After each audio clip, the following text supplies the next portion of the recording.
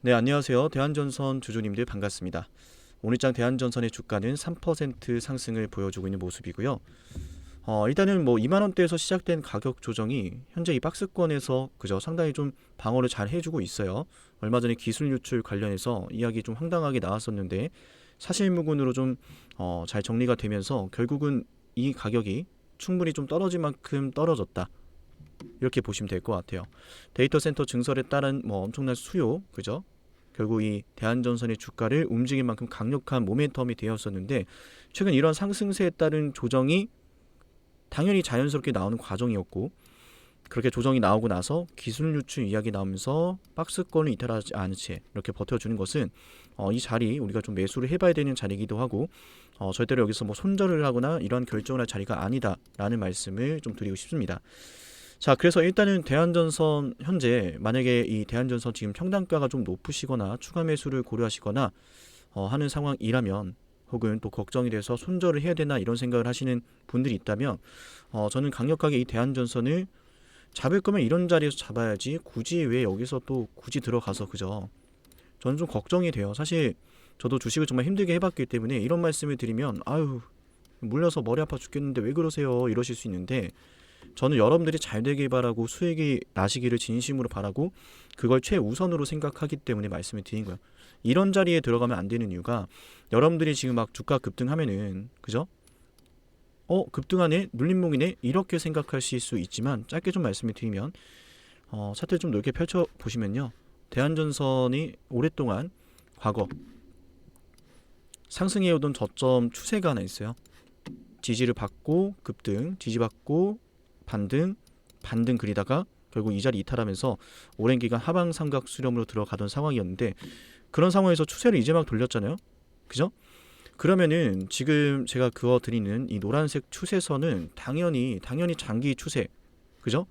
장기적인 추세선이기 때문에 과거에는 지지를 받았다면 지금은 하방에서 이제 막 추세를 돌리고 고개를 들기 때문에 자연스럽게 저항을 받을 수밖에 없는 자리예요. 그죠? 그래서 혹시라도 좀 중요한 내용들을 말씀드려야 되는데 앞전에 이 말씀을 좀 드리면은 시간을 좀 잡아먹어서 별로지만은 그래도 좀 보여드릴게요. 어떤 걸 말씀을 드리고 싶냐면 제가 이미 여러분들에게 대한전선은 2만 원부터 좀 조정 받을 거니까 좀 염두하시고 공략하셔야 된다. 이 말씀을 드렸던 영상인데요. 잠깐 같이 좀 체크를 해보고 추가적인 분석 들어갈게요. 이루어지고 있는 거고 시작도 안 했다는 거예요. 그럼 찔러주러 가야겠죠. 이 매물대를 찔러주러 가야겠죠. 찔러주러 간단 말이에요. 그래서 일단 최소 2만 원 간다는 거예요. 찔러주러 무조건 갈 거기 때문에. 그렇지 않으면 이 세력들이 시간 들여서 돈 들여서 매집한 이유가 전혀 없어요. 이렇게 많은 물량을 가지고 뭘 할 수가 있겠습니까? 그러면 기본적으로 우리가 2만 원대까지 목표 주가를 1차적으로 잡아볼 수가 있는 거고 지금 이 구간에 들어왔을 때 대한전선 주가가 2만 원 도달했을 때 어떤 식으로 이 앞전의 매물대를 소화한지를 분석하면서 대응하면 말씀드린 내용 이해되셨죠? 2만 원대 이미 조정이 좀 나올 거라는 말씀을 드렸었고 어떤 식으로 소화하는지를 봐야 된다. 근데 지금 어떤 식으로 소화하는지를 보니까 충분히 많이 밀렸고 기술 유출 관련해서 이슈가 나왔음에도 불구하고 이런 박스권을 이탈하지 않은 채 대한전선의 주가가 움직이고 있기 때문에 일단은 지금 여기는 굉장히 좀 매력적인 매수 타점이라고 저는 생각을 하고 있어요. 아직 지표가 뜨지 않아서 좀 지켜보고 있는 시점이긴 하지만 근데 분명한 것은 이 대한전선의 주가가 올라갈 수 있는 모멘텀은 분명히 존재한다라는 거예요. 그래서 첫 번째 소스를 좀 오픈을 좀 해드릴게요. 자, 좋아요 한 번씩 눌러주시면 감사하겠습니다. 자, 우선은 그러니까 우리가 대한전선의 주가가 지금 많이 올라온 걸까라는 생각을 또 하실 수 있잖아요. 그죠? 많이 올라온 것 같다. 하지만 저는 전혀 아니라고 생각을 해요. 적정 주가를 좀 찾아가는 단계라고 저는 생각을 하고 그렇게 생각하는 원인은 미국의 GDP 디지털 경제 비중에 대해서 좀 말씀을 드리고 싶은데요. 전혀 어렵지 않습니다. 2016년도와 21년도에 이 미국의 GDP 디지털 경제 비중을 보면은 점진적으로 성장하고 있다는 걸 볼 수가 있어요. 그리고 이제 많은 글로벌 기업들이 대부분 이제 클라우드 환경을 채택하게 되면서 점점 이제 데이터 센터 시장 규모 역시 이미 오래전 수년 전부터 계속해서 성장을 해 오고 있었어요.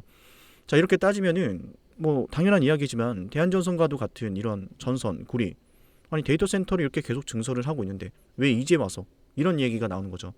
그러니까 전반적으로 이제 건설사들이 이제 원자재 가격이 높아지니까 그에 따른 이제 부담감으로 도산도 하고 어려운 시기가 있었던 것도 분명하지만 이 데이터 센터 증설에 따른 전선 업계들의 기본적인 수요는 항상 존재해 왔다는 거예요. 그죠? 여기만 보시더라도 21년도까지 기존 데이터 센터 트래픽만으로도 이미 연평균 20% 성장하고 있던 상황이다 라는 이 내용을 여기 좀 보여드릴 수가 있는데, 자 그렇게 따지면 대한전선의 주가가 지금까지 왜 이렇게 떨어졌던 걸까라는 의문점이 드는 거예요. 주가가 너무 저렴했던 상황이다 라는 말씀을 드리는 거죠.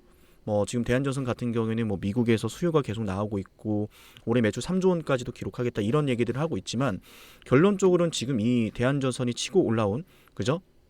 정리를 좀 해드리면은 하방 삼각 수렴을 벗어나서 대량 거래가 동반이 되며 추세를 돌린 이 대한전선의 최근 급등 흐름은 이게 오버슈팅이라든지 적정 주가보다 많이 올라왔다라고 평가할 만한 구간이라든지 그렇게 생각할 구간이 아니라는 거죠. 모멘텀적인 측면으로 좀 접근을 해보더라도 충분히 과거의 상승을 뛰어넘을 수 있는 소식이 지금 이번 데이터 센터 증설이란 말이야. 원래 데이터 센터 증설에 따른 수요가 분명히 있었고 그런 상황에서 이제 막 출발을 알리는 시점에 놓여있기 때문에 한 차례 상승으로 끝나는 게 아니라 적정 주가를 회복해주고 사이클이 들어가면서 결국에는 이 강력한 추세선, 지금은 저항이 되고 있지만 이 위로 올라타며 새로운 상승 추세를 만들어낼 가능성이 매우 높다라는 거예요.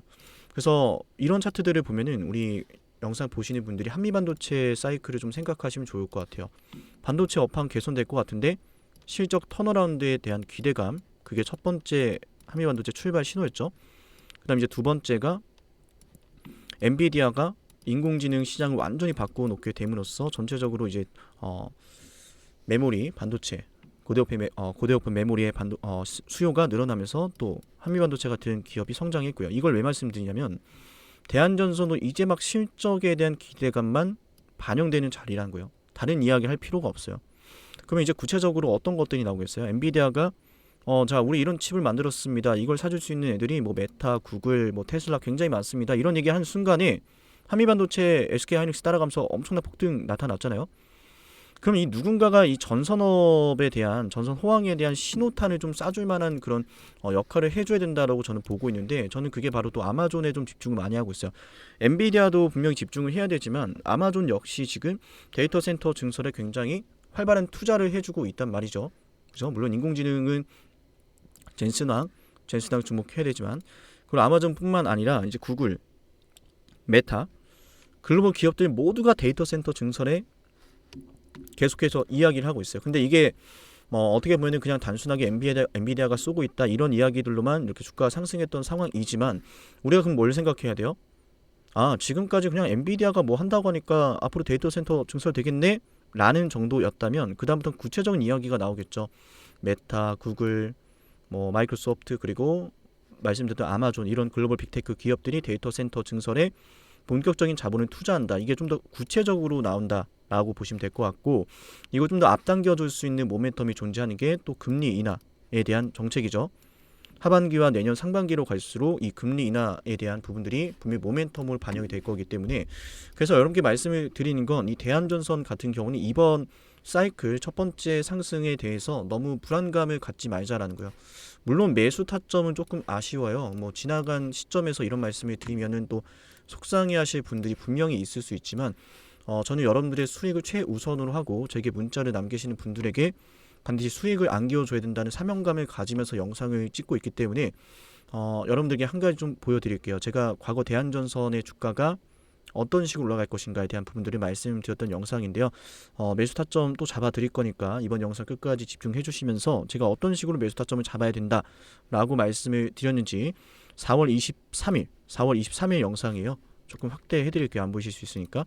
4월 23일 영상이고 4월 23일 정확하게 이 자리입니다. 이 자리예요. 그죠? 딱 여기에서 그죠? 이렇게 영상을 찍어 드렸는데 이때 말씀드렸던 매수 시나리오예요. 어떤 말씀을 드렸는지 빠르게 좀 체크하고 추가적인 이야기 넘어가겠습니다.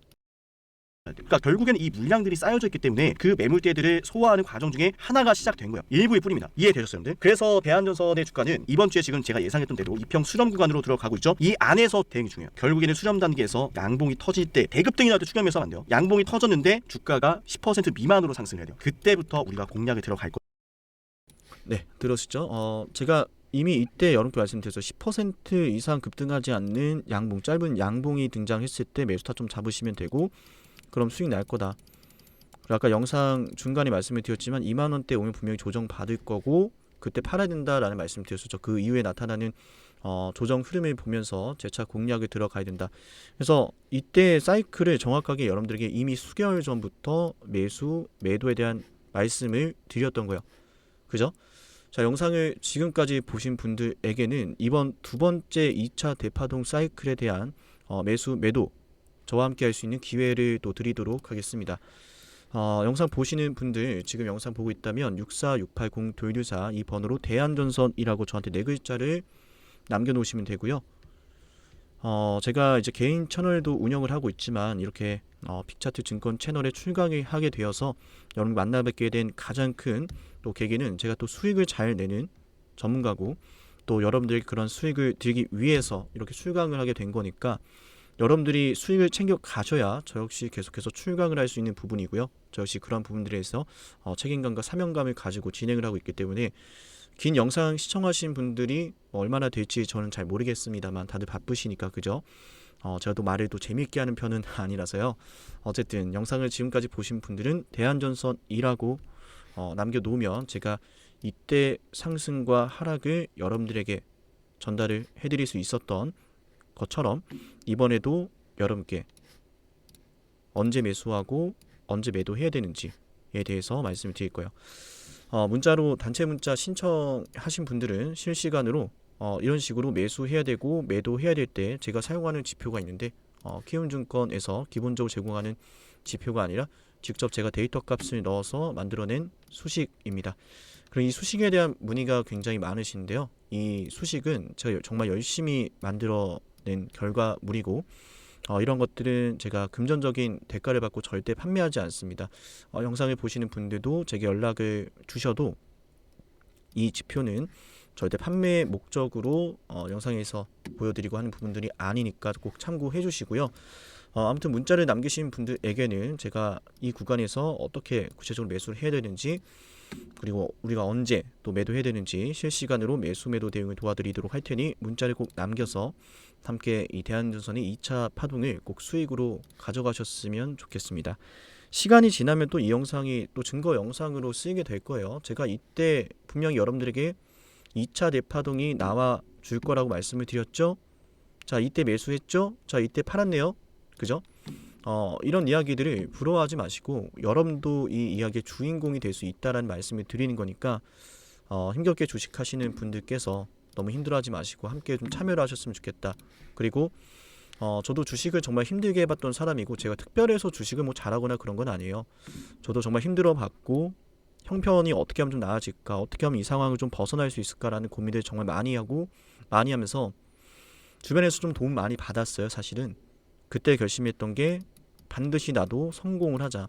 성공을 하면 그리고 반드시 나도 받은 만큼 도움을 주자. 그래서 이렇게 올해도 이제 국세청 직접 신고할 때 사용한 기부 영수증 내용이고요.